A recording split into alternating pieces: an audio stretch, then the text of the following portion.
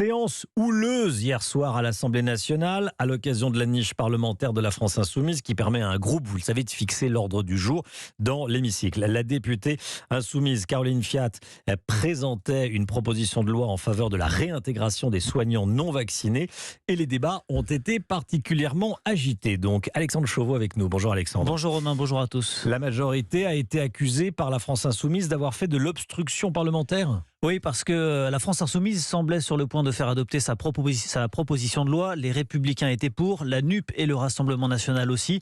La majorité y voyait de son côté une proposition, je cite, anti-vax et complotiste. Mais après le retour en séance à 21h30 et voyant qu'une défaite se profilait, la majorité a déposé plus de 250 sous-amendements pour éviter qu'un vote n'ait lieu avant minuit et donc avant la fin de la niche.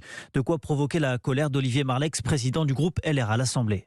C'est sans doute la première fois dans la Ve République qu'un gouvernement se prête à un travail d'obstruction pour empêcher l'Assemblée nationale de poursuivre son mission. La tension était très vive à l'image de cette invective lâchée par le député de Guadeloupe, Olivier Servat, un député de la majorité. Tu vas la fermer.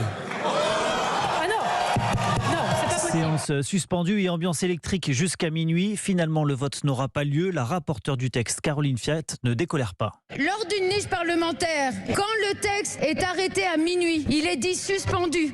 On ne vous lâchera pas. La députée insoumise promet donc de remettre prochainement à l'ordre du jour sa proposition de loi qu'elle sait et qu'elle estime majoritaire dans l'hémicycle. Merci beaucoup Alexandre Chauveau, tu vas la fermer.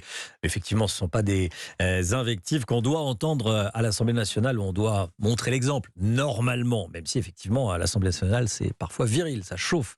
C'était le cas hier soir. Merci beaucoup Alexandre.